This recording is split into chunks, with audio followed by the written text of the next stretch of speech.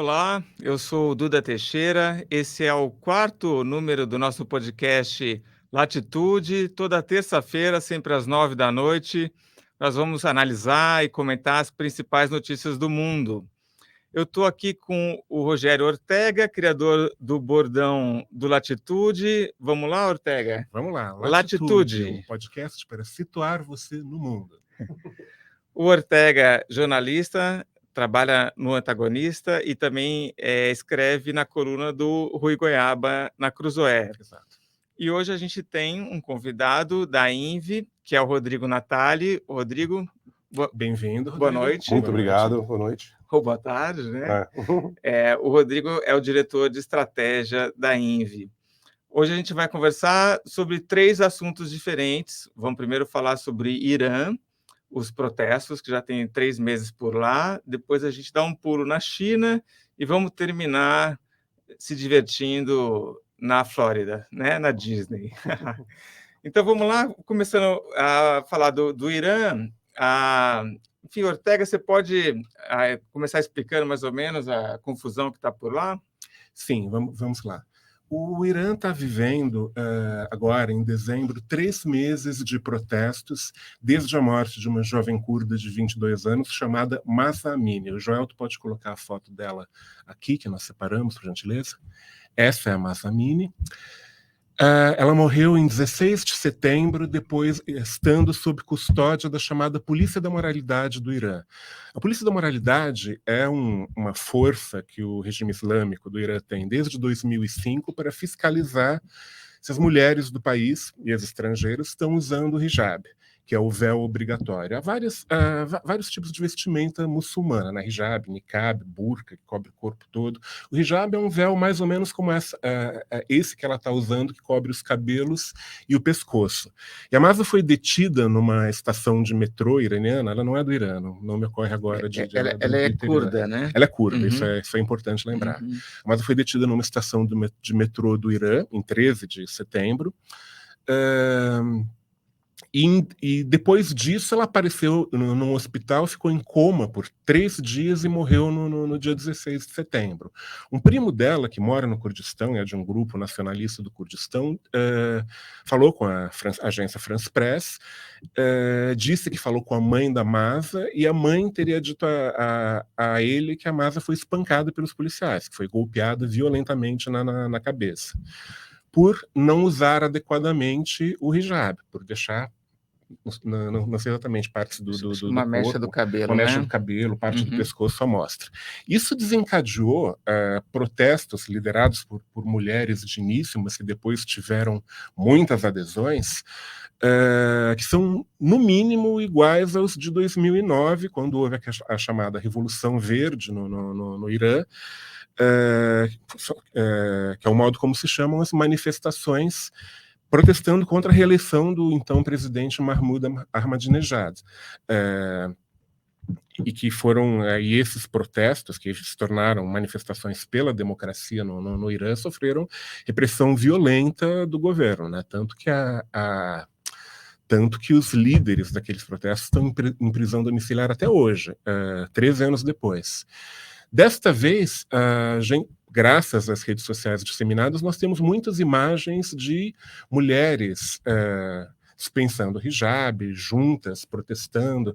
Nós selecionamos imagens desses protestos feitas pela PBS, que é a rede pública americana. Joel, tu solta o vídeo, por gentileza? In an iconic moment last week, schoolgirls in Iran drove out a Basij, an Iranian paramilitary officer, calling him shameless. High school girls are off with their hijab, singing the protest anthem, demanding freedom. Stunning images from across the country. Iranian youth, angry and defiant, despite the regime's brutal crackdown. Students from Sharif University, one of Iran's most respected, are sometimes called geniuses, chased by the likes of MIT and Stanford. Today, they're being chased by state security forces. The government wants to control this protest, but I hope this time it will be different. And I deeply believe that God with us. We spoke to several young women inside Iran who are protecting their identities for their own security. Jovens iranianas, e o que eu acho interessante é que ela usa o discurso religioso contra o hijab. Essa moça entrevistada, a primeira, diz: eu acredito firmemente que Deus está conosco. Pelo não uso, pela não obrigatoriedade do uso do véu islâmico. O fato é que, depois de 3 meses de protestos e no mínimo 300 mortos, o regime iraniano admite 200 e alega que essas mortes aconteceram em ataques terroristas, que é o discurso deles, e envolvem tem como vítimas também forças de segurança do Estado. O Escritório de Direitos Humanos da ONU fala em pelo menos 300 mortos nesses 3 meses de protesto, e uma ONG iraniana, ativistas pelos direitos humanos no Irã, se não me engano, estima que desses 300, pelo menos 58 sejam crianças, quer dizer, não crianças, menores de 18 anos, 46 meninos e 12 meninas, mas tem criança de 8 ou 9 anos nessa lista dos mortos pela repressão do governo iraniano. Isso mostra muito a truculência, né, desse regime, que o Ali Khamenei, e até o final, eles estavam apoiando essas milícias Basij que vão lá e espancam as pessoas e prendem e tudo mais. Né? O que distou até agora foi esse anúncio, que nada aconteceu, na verdade. Exato. De que a polícia... O anúncio de que o procurador-geral do Irã disse agora no fim de semana, domingo, se não me engano, 4, que a polícia da moralidade vai ser extinta, o que é sinal de que os protestos, por mais reprimidos, estão fazendo algum efeito. Mas, por enquanto, como o Duda disse, é só um anúncio. Isso não aconteceu ainda, a polícia da moralidade continua e os protestos continuam, não esmoreceram. Gostaria que o Joel soltasse o segundo vídeo que a gente preparou, que é de protestos nesta última segunda-feira, dia 5, numa estação de metrô do Irã. Pode soltar, Joel, por favor.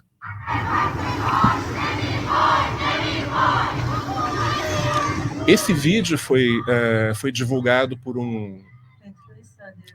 uma entidade iraniana em Londres, no Twitter, independente, e eles estão na estação gritando: governo assassino de crianças, não queremos, não queremos. Isso ontem.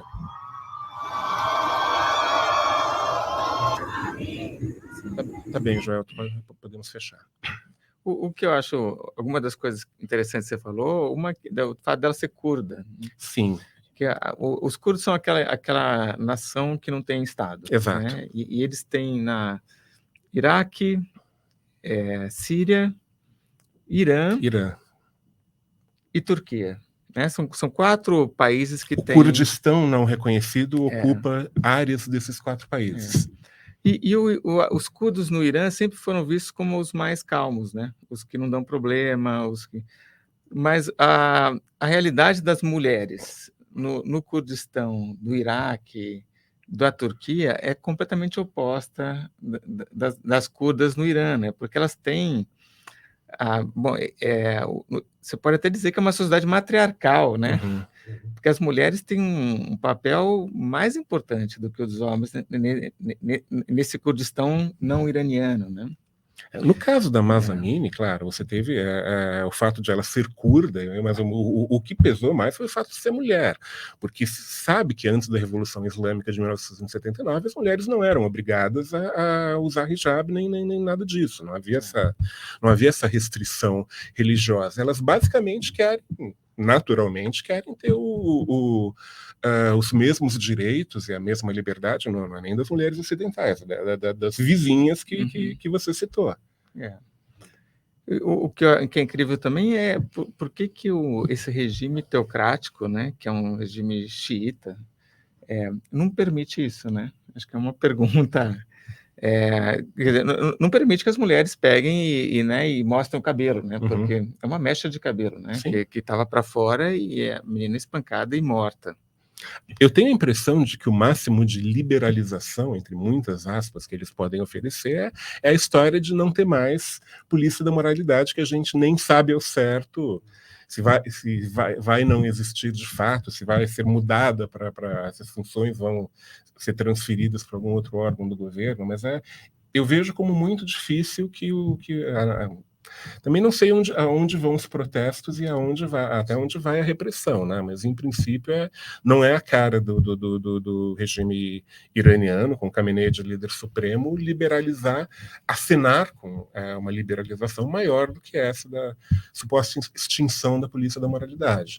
E dá um pouco de impressão que é too little, too late, né? Assim, Sim, também. Só extinguir algo repressor não resolve o problema. E acho que, como o Dudu colocou, assim, o fato de ter sido mulher e do Kurdistão, né, curda, que é a parte mais pacífica do espectro, né, de quem está ativamente, que nem é tão ativo politicamente, né, se até essa pessoa foi obrigada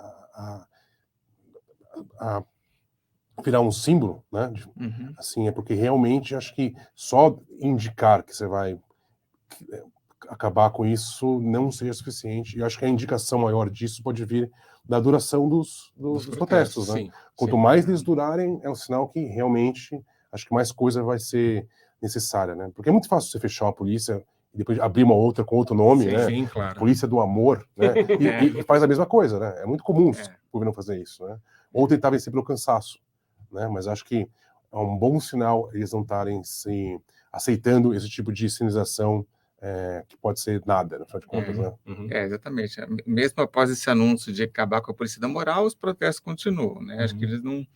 Mas eu acho que o regime se nega a dar esse passo atrás, a dar essa concessão, porque se der uma, as mulheres começam a andar na rua sem nada, né? Começam a querer demais. Você dá a mão e elas querem logo dar. Acho que para um regime que é religioso, né, essa concessão... Se assenta na religião, exato. Ainda que seja... Acho que a Hillary Clinton falou isso, né? Na verdade, o regime iraniano é uma ditadura militar, né? Só que tem ali em cima os ayatolás com turbante. É uma ditadura militar teocrática, que tem eleições presidenciais, mas só podem concorrer os candidatos que o Ali Khamenei autoriza. Que historicamente é uma forma, assim, desde Roma, né, de você legitimar através da teologia, né, assim, o monarca, né, ou o sistema do poder. Então, faz parte, né, e é uma forma que, de certa forma, isso até empurra a pessoa para o extremismo, né, porque aí realmente ela não pode voltar atrás, porque aquilo não foi uma decisão dela, né, aquilo é uma decisão de um texto maior, sagrado. Então, fica difícil mesmo. E, ao mesmo tempo, você começa a ser flexível, você falou, né, onde passa boi, passa boiada, né? Você começa a ter não só as mulheres talvez querendo mais, mas até qualquer tipo de oposição ou dissidência achando que agora é a hora. Né?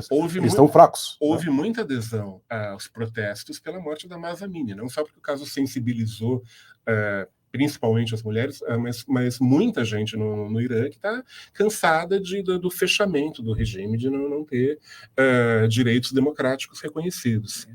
Eu queria, para fechar a parte Irã, citar um pouco da Copa do Mundo, que ainda está acontecendo. O Irã participou da Copa, foi eliminado na fase de grupos, levou uma goleada da Inglaterra, 6-2. Ganhou do país de Gales de 2-0 e perdeu para os Estados Unidos no último jogo, por 1-0, ainda tendo chance de classificar. Foi eliminado pelos americanos, de fato. E nos 3 jogos que o Irã fez na Copa do Catar, houve protestos na torcida e mesmo coisas que foram lidas como protesto entre os jogadores. Os jogadores não cantaram o hino do Irã no primeiro jogo, contra a Inglaterra. E na torcida você podia ver gente com bandeiras, com os dizeres liberdade e vida das mulheres, camisetas com o nome e a figura da Mahsa Amini. E aparentemente esse movimento da torcida começou a ser reprimido à medida que a Copa foi avançando, né? Primeiro que salvo engano meu, a transmissão oficial da FIFA não mostrou essas bandeiras de protesto, essas camisetas com a imagem da Mahsa. Tudo coisa que os repórteres, as agências de notícias divulgaram por fora da transmissão oficial. E a gente tem, no último jogo, Irã e Estados Unidos, o relato da Domitila Becker, que é repórter esportiva, está cobrindo a Copa pelo SBT no Catar agora, e a Domitila conta que ela foi cercada por um grupo de iranianos ao tentar entrevistar torcedoras, né? Ela foi cercada, ela foi fotografaram o crachá dela, enfim, ela foi intimidada, e ao mesmo tempo as mulheres com quem ela estava tentando conversar se sentiram inseguras e não quiseram tecer comentários, muito menos comentários políticos. Isso foi no último jogo, foi no terceiro jogo que acabou sendo a eliminação do Irã. Joel, tu coloca pra gente, por favor, o pedaço do vídeo que a Domitila Becker colocou no Instagram, nas redes sociais dela. Vou tentar explicar mais ou menos o que aconteceu hoje aqui nessa torcida. Estou um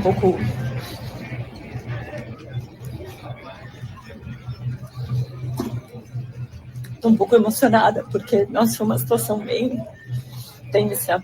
Eu entrei na torcida para tentar conversar com as mulheres, né, para ver como é que elas torciam, como é que estava a situação no Irã, se alguma delas ainda estava protestando, porque lá os conflitos só estão piorando.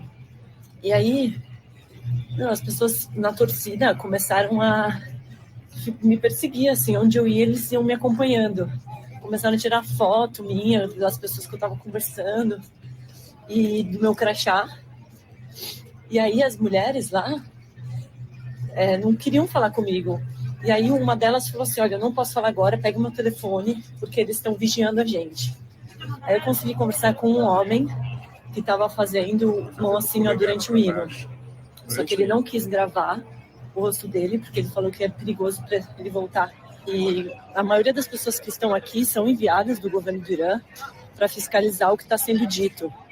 E a torcida faz esse barulho com as vuvuzelas. E eu acho também que é para impossibilitar qualquer tipo de conversa, sabe? E de manifestação política que não seja as que eles acreditam. Enfim, acho que é um bom relato de como os protestos no Irã estão saindo, inclusive, das fronteiras do país, num palco que está aos olhos do mundo agora, né, com a Copa, e o governo iraniano está aparentemente agindo para tentar abafar essas manifestações, mesmo fora do país. O que eu também acho interessante notar enfim, eu super acredito nesse relato da Domitila, porque o Irã tem muita ação fora do país. Né? Sim. Apoia o Hezbollah, né? Apoia o Hezbollah. Já tentou sequestro. Tinha um plano de sequestrar o John Bolton nos Estados Unidos, né? Sim, sempre foi ativo assim, no campo da inteligência, vamos dizer assim. Né? Pô, os caras explodiram aqui na Argentina, né? 2 explosões. O atentado à AMIA?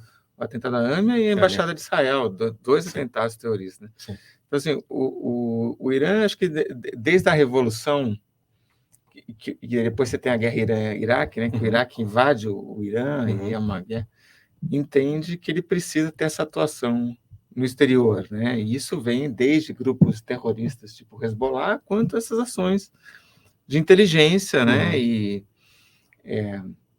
enfim, de certa forma era esperado que eles agissem assim na Copa, né?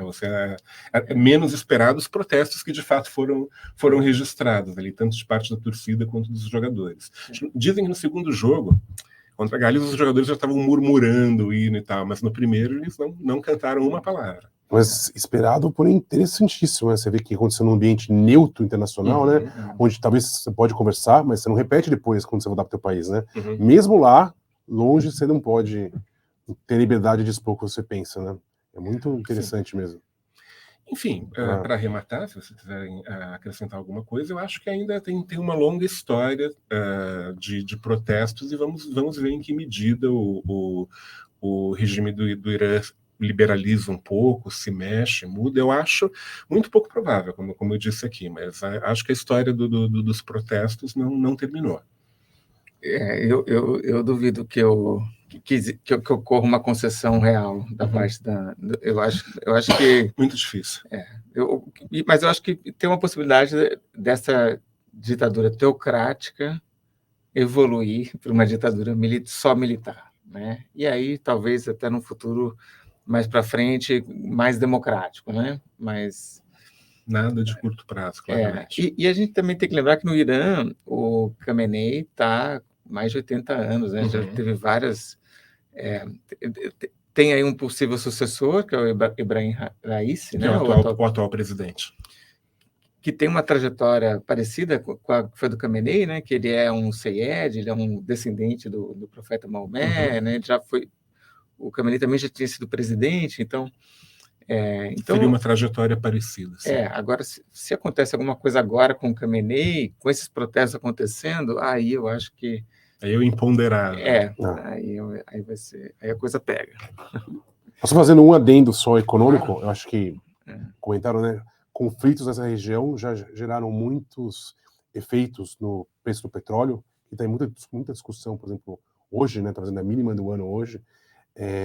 A impressão que dá é que está contido ainda para o palco doméstico isso. Assim, não está contagiando o preço do petróleo. Nem quando começaram os protestos ainda não teve nenhum efeito global, assim.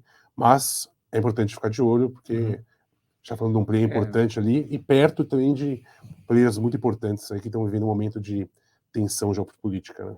Porque o petróleo do Irã, já, por causa das sanções, já está muito fora do mercado, né? Não, agora precisa ver o pistache, né? Bom, é isso.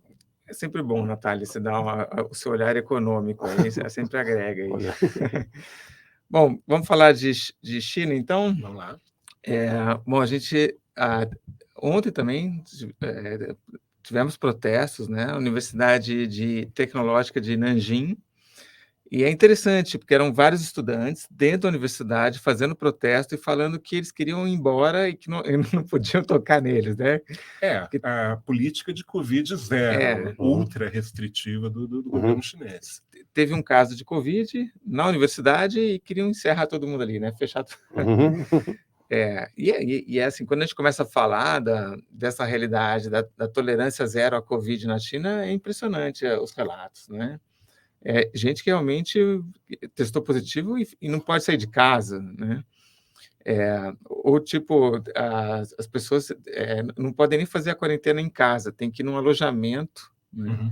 Com condições meio que precárias ali, meio que ser obrigada e ficar lá não sei quantos dias. Então, a China super abusou, né, usou aproveitou, né, que não existia realmente nenhuma resistência na população e os caras fizeram o que eles sabem fazer, que é botar ordem, né, e reprimir os cidadãos, né, foi impressionante isso. Mas aí, no caso da China, a gente, diferente do Irã, que a gente estava conversando agora, a gente teve sim um recuo, né? Que no Irã, essa coisa da polícia da moral, a gente não sabe ainda o que vai acontecer, os protestos continuam, mas o Partido Comunista da China parece que foi mais esperto e falou, putz, se eu continuar forçando as pessoas a fazer esses testes todo dia, né? E também, assim, sem dar vacinas eficazes, né? Porque a China só usou Sinovac e Sinopharm, e essas duas aí são menos, né, eficientes do que as ocidentais. A China entendeu que aquilo ali realmente era um problema, né? E era um problema que eles podiam resolver com relativa facilidade, né? Desreprimindo um pouco. Todas as dificuldades que eles têm lá, até econômicas, são autoimpostas, né? Que é a grande diferença dela para outros países que estão tendo momentos econômicos incomuns, né? Cabe a eles decidir, né? Diferente de, gosto falando do Irã, não tem um livro, um modelo teocrático que me impede de voltar atrás. É só ali o Pittsburgh se juntar, achar que é a decisão e implementar. Né? Não é simples, né? O que eu acho que levou o Partido Comunista a fazer esse recuo, eu acho que é porque começaram a falar nos protestos, pediu a queda do Xi Jinping e o fim do Partido Comunista. É muito curioso como essas coisas se transformam, né? O protesto contra a legislação ultra restritiva contra a Covid salta logo para um protesto pela saída do regime. A história da Masa no Irã, que era mas é que ali, no caso do Irã, acho que a violência contra a mulher, a repressão da mulher é muito intrínseca ao regime na forma que ele é hoje. Não é diferente da política de Covid do governo chinês. Né?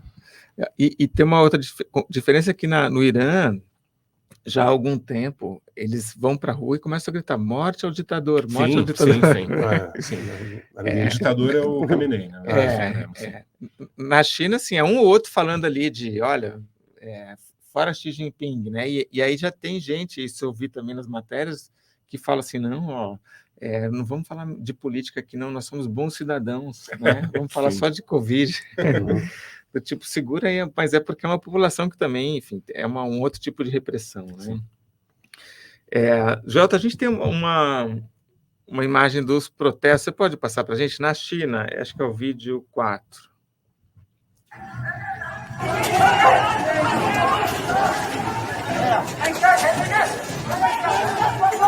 Houve conflitos entre moradores e os trabalhadores médicos, não é isso? Aí no caso não, é policial... É tropa de choque. Que estão com essas botas aí, tudo para não... Derrubando uma tenda de testagem de Covid, e jogando objetos na polícia. E na China, ok, Joelton, acho que é isso. Acho que pode cortar já. A gente tem a população mais idosa da China que não tomou vacina, né? Não sei por que eles falharam aí, né? Um regime super opressor e não... E essa coisa... Então, assim, e tem muita gente que não foi exposta ao vírus ainda, né? Porque com essa super política de lockdown, você está sempre fechado em casa, não sei o quê, muita gente não teve nenhuma contaminação, né? Não teve contágio, né? E uma das coisas que é interessante nos protestos, uma é que a repressão à China é tão... o que a pessoa pode dizer é tão grande que basta você levantar um papelzinho branco, né? Você vai fazer um protesto, você só faz assim, ó, não está dizendo nada, né? Exato, a gente comentou aqui antes da conversa em ar, está parecendo uma coisa conceitual do Ai Weiwei, né? Que é o artista plástico chinês mais conhecido. Você não precisa escrever nada. Você levanta uma folha de papel em branco e ali já está traduzido a impossibilidade de você dizer alguma coisa contra o regime. É tanta coisa que a pessoa projeta, cada um que olha tem conteúdo suficiente para 3 páginas você de projeção. Você projeta o seu protesto ali, uma tela em que você protesta a sua indignação, você projeta a sua indignação. É um protesto interativo, assim, tipo, né? Tipo, você... Mas... E uma coisa curiosa, assim, também, que eu acho, assim, o nível de repressão foi tão grande que, de certa forma, né, o Oeste, né, liberal, assim, a maior parte das pessoas exige todo mundo a vacina, né? A gente viu, por exemplo, lá aconteceu com o Djokovic, né, quando alguém não vacinado queria entrar num lugar onde era consensual que é importante a vacina, né? Até que ponto uma pessoa causou um furor, e hoje em dia você tem um país com mais pessoas no mundo, né, mudando o modelo de sanitário, né? Então a gente não vai nos preocupar aqui de manter um Covid-0, a gente vai abrir mais, o que você pode interpretar como um risco, né? Só abrir, mas eu não compensar isso, igual você falou, com a vacina melhor ou com algum outro tipo de medida, eu estou botando, em tese, parte do mundo em risco.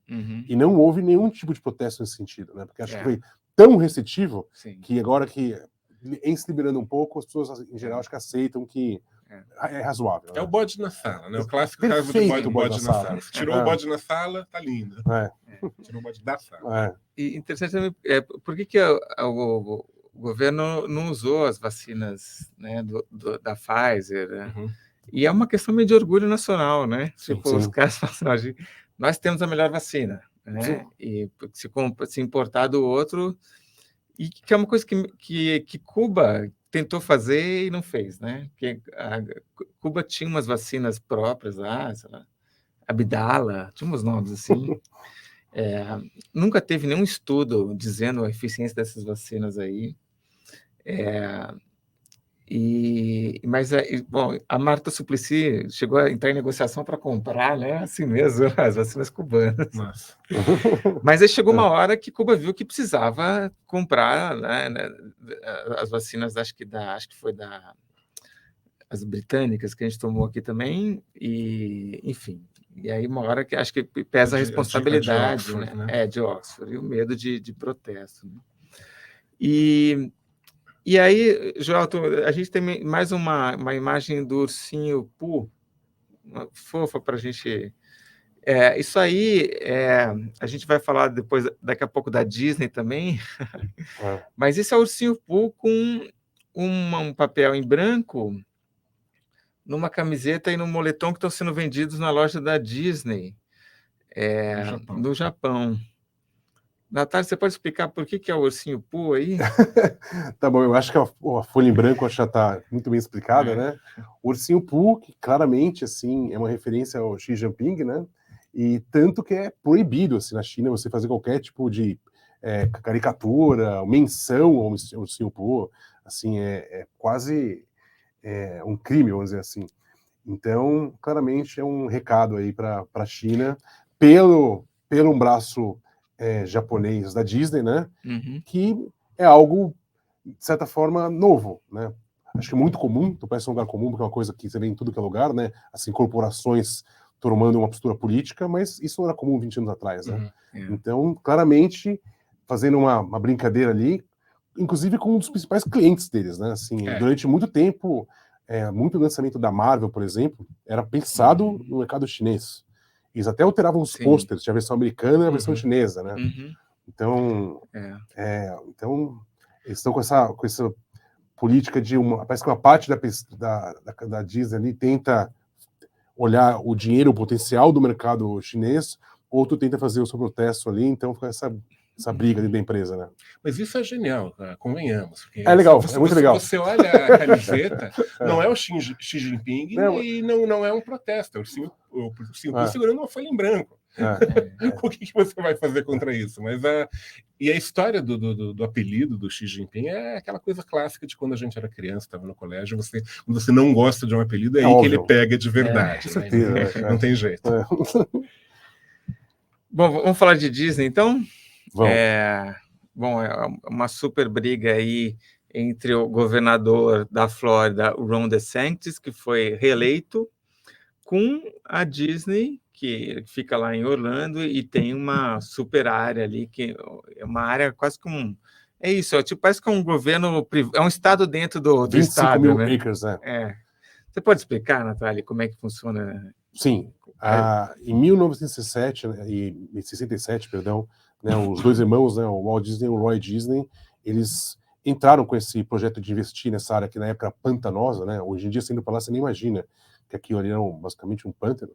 E eles chegaram até olhar outros lugares, né? Eles prometeram fazer um investimento, cuidar da área, né? Eles tinham um projeto muito grandioso, mas em contrapartida, eles esperavam que o governo da Flórida desse para eles um poder sobre esse distrito, que é um distrito particular, aonde eles fariam as leis, aonde eles cobrariam impostos, né? E eles teriam lá um budget para isso, de quanto iria depois ali para parte de infraestrutura, energia, saneamento, etc. E eles conseguiram, né? Basicamente foi, acho que a primeira empresa e única empresa americana que tem o seu próprio governo. E isso trouxe benefícios que vão desde benefícios fiscais até conseguir fazer coisas que nenhuma outra empresa conseguiu.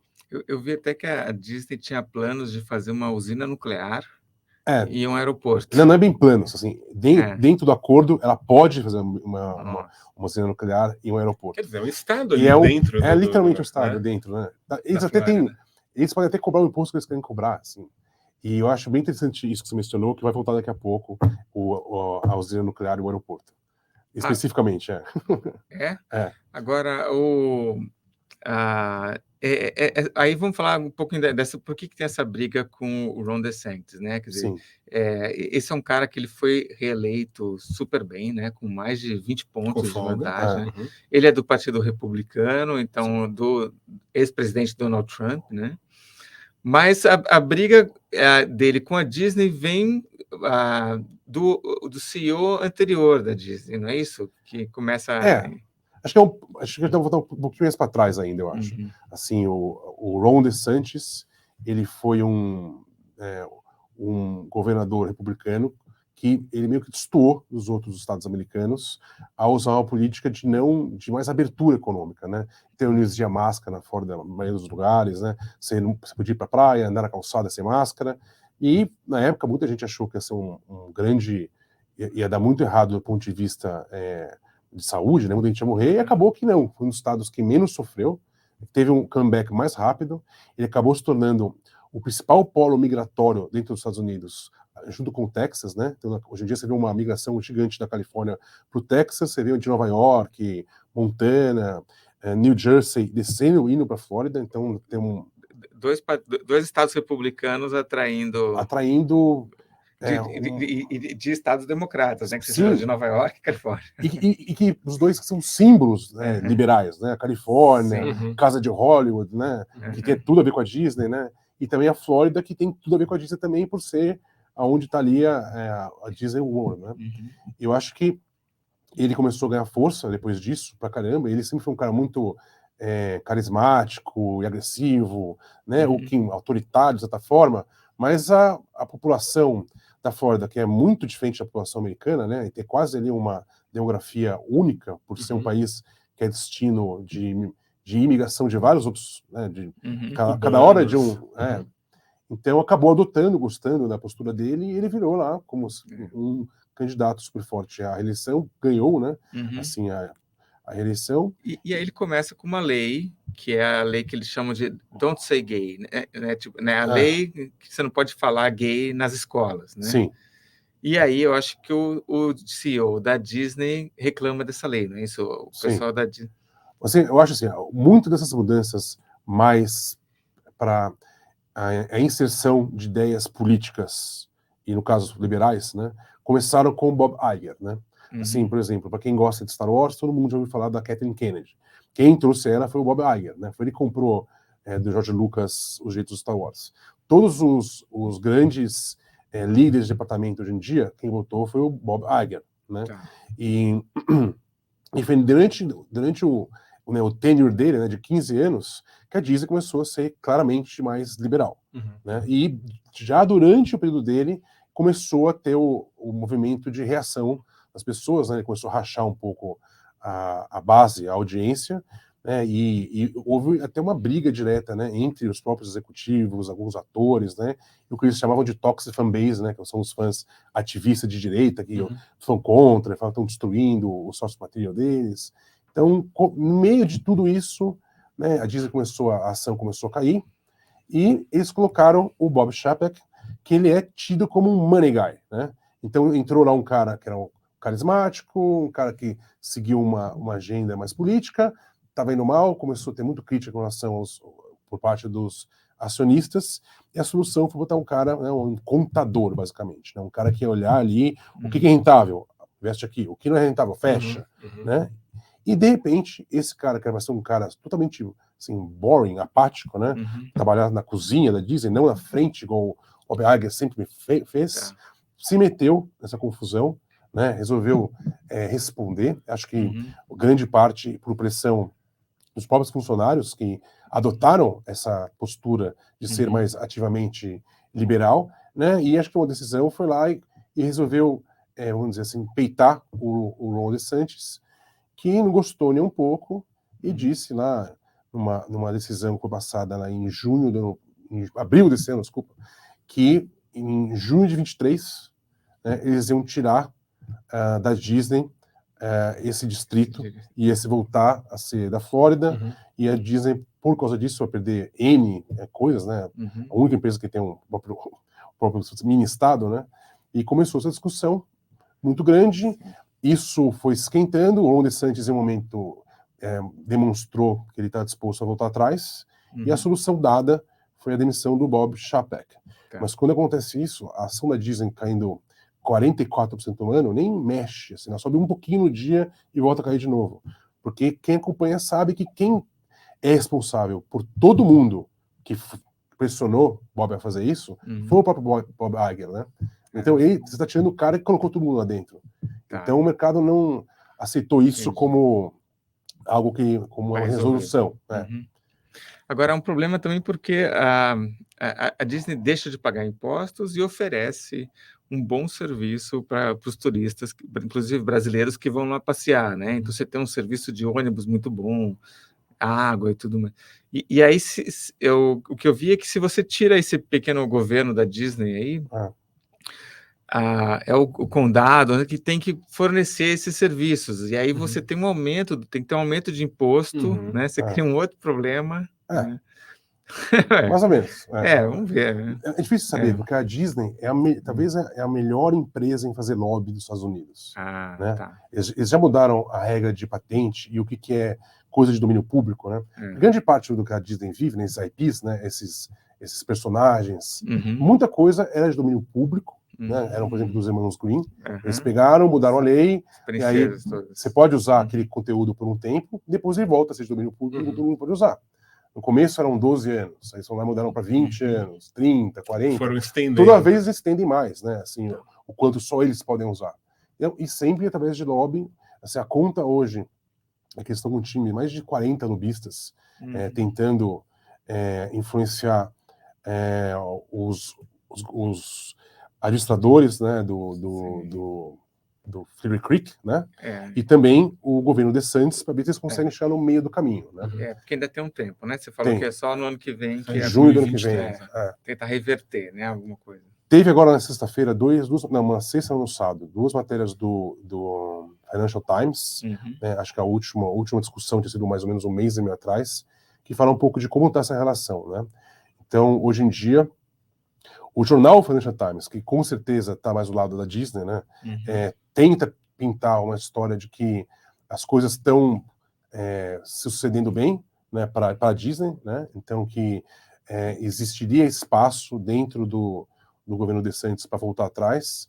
Ela cita que o Bob Iger, num townhouse que eles fizeram uma semana atrás, disse que, quando perguntado, mas aí, a gente vai, aqui, vocês vão voltar atrás para poder manter, né, o condado? Ele falou, não, a gente tem que lembrar que a gente tem uma relação muito importante com a Flórida, a gente investiu muito na Flórida, a Flórida na gente, foi bom para eles, foi bom para nós. E aí as pessoas têm quentes clássicos, né, sem falar mal de ninguém, né, não vamos falar nomes, né? E aí já estão dizendo que, basicamente, se a Disney aceitar abrir mão do planta nuclear e do aeroporto, né, e se a Disney desse 2 assentos dentro do conselho do condado para uma indicação governamental, né, que membros dentro do governo diriam que isso seria aceito, talvez. Tá. Mas eu duvido que isso seja verdade, porque o Ron DeSantis, no mesmo dia, falou que ele não vai fazer nem a pau um U-turn, que não vai de jeito nenhum fazer isso. Não vai voltar atrás, né? Que ele não acha correto, assim, até pela lei da isonomia, que uma empresa nos Estados Unidos tenha um próprio condado. Então, que sim, é uma espécie de um subsídio, né? Total. Né? Que nem a gente tem no Brasil aqui, um monte, né? E o argumento do imposto também é um argumento difícil de quantificar, porque a Disney, para poder receber as pessoas, ela tem que manter esse standard dela, né? Sim. Então... O argumento do imposto eu li no Financial Times, que, como você falou, tá para a Disney. Total, a matéria assim, é incrível. Ela defende que o ponto que ela está ganhando, aí na última parte, ela cita a fala do cara que mais importa, né? Que é o caso do Ron DeSantis, né? Tá. Jota, para dar uma colorida aqui no podcast, você pode colocar só o videozinho, o último vídeo que a gente selecionou aí, por favor? I'm Angelica Ross, actress, recording artist, and proud Black trans game changer. I am a brother. I am a sister. I am beautiful. I am a best friend. I am a dreamer. I am strong. I am excited. And we are members of the LGBTQIA+ community.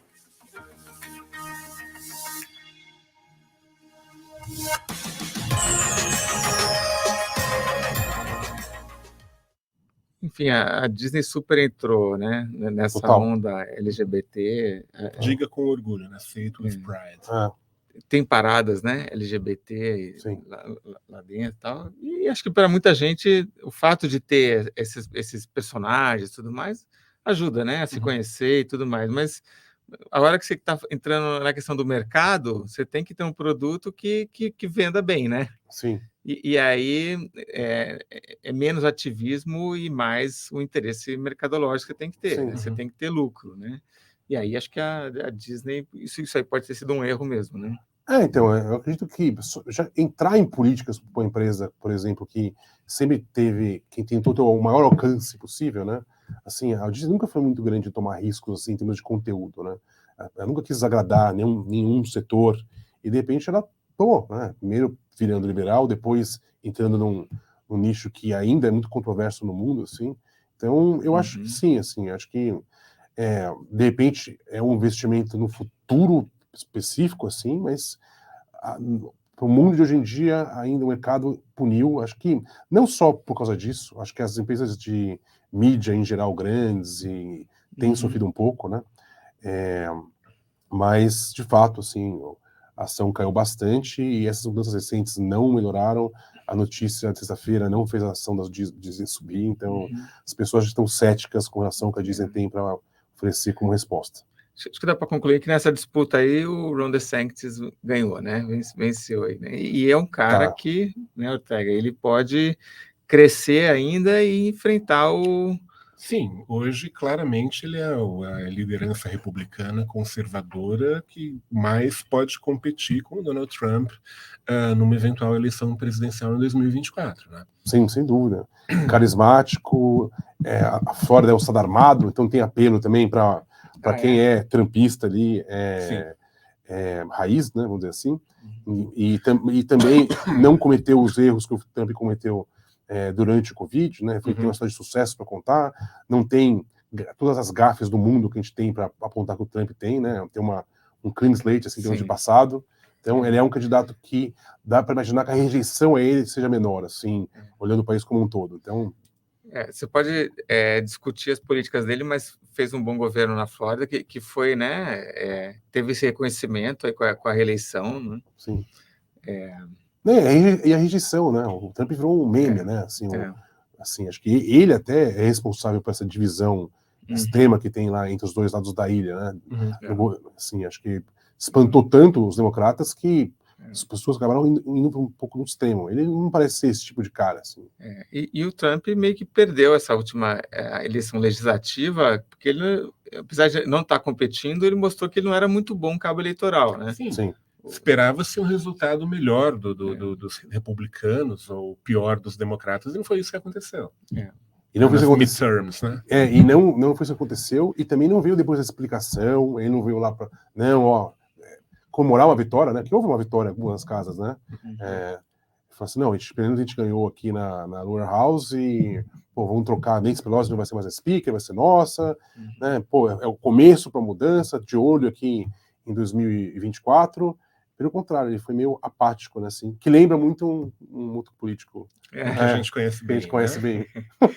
Só falta chorar ali, né? Tá bom. É isso. Natália, super obrigado aí pela tua participação. Obrigado por ter chamado, foi um prazer. Ortega, super bacana a sua participação também. Muito obrigado, Duda. Bom, esse foi mais um Latitude. Então, toda terça-feira vocês estão convidados, sempre às 9h. Nós vamos estar aqui comentando e falando sobre as principais notícias do mundo e também da diplomacia. Um abraço, até mais. Boa noite a todos, até mais. Um abraço, tchau.